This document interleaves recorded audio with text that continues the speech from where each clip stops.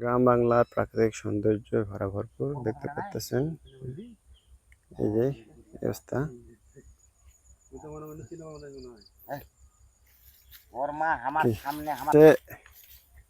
এই যে যেটা ধান কাটছে এটা হচ্ছে বাংলাদেশের, আর উপরে যে ডাঙাটা আছে ওটা ভারতের। আর ধানটা এটা ভারতের জায়গা। আসে সমস্যা হয় না এগুলা, যারা এগুলার আবাদ করে আমার সমস্যা হবে না। আর যারা মনে করো যদি এখানে আসি গ্যাদারিং করে কি করে ওরা সব সময় তাহলে মনে করো বিডিআর এখানকার ও তখন প্রবলেম হয়, তার আগে প্রবলেম হয় না। শেখ হাসিনা তো বলে আজ দেখলাম নাকি, সেহেতুই বুঝতে পারতেছেন সাধারণ জনগণ যারা চাষাবাদ করে তারা এখানে আসলে কোনো প্রবলেম নাই। সচরাচর দেখতেছেন এটা হচ্ছে বাংলাদেশের এরিয়া, এটা হচ্ছে বাংলাদেশ। এদিকে গ্রাম বাংলায় প্রচুর, এটা হচ্ছে আম বাগান। এই যে দেখতেছেন অনেক বড় আম বাগান।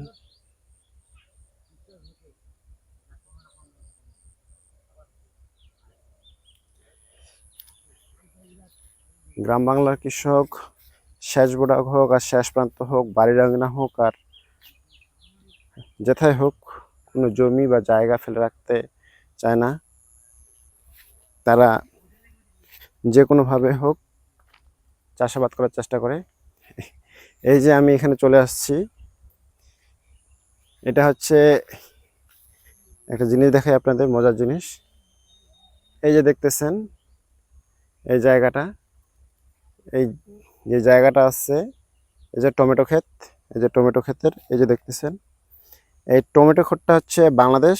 আর এই পাশেরটা হচ্ছে যে ধান ক্ষেতটা আছে এটা বাংলাদেশ।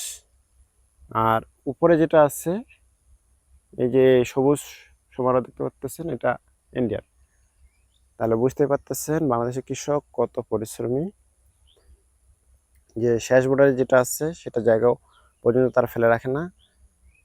নিজস্ব পরিশ্রমে এবং দেশের তাগিদে এবং বিভিন্ন কার্যক্রমের কারণে তারা সব জায়গায় চাষাবাদ করে। সেহেতু বুঝতে পারতেছেন, যদি কারো কোনো কিছু জানার থাকে তাহলে বুঝতে পারতেছেন বাংলাদেশের কৃষক কত পরিশ্রমী।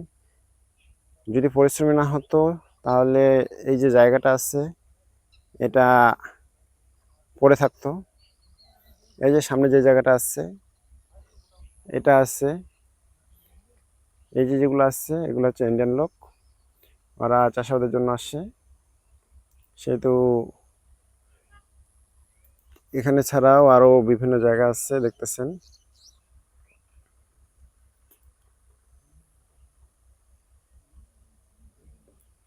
এই যে এদিকে আরো অনেক লোক আছে।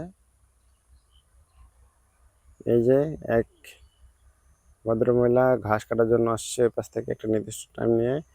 ইনি বাংলাদেশি, অনেকে মনে করবেন যে ইনি ইন্ডিয়ান লোক, না, ইনি হচ্ছে বাংলাদেশি লোক।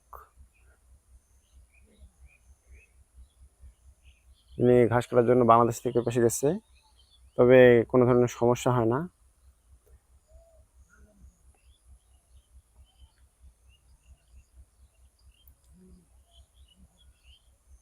এই যে এটা ইন্ডিয়া কিন্তু। সেহেতু বুঝতে পারতেছেন, যদি কারো কিছু জানার থাকে বলার থাকে আমাকে কমেন্টে জানান, আমি উত্তর দেওয়ার চেষ্টা করব।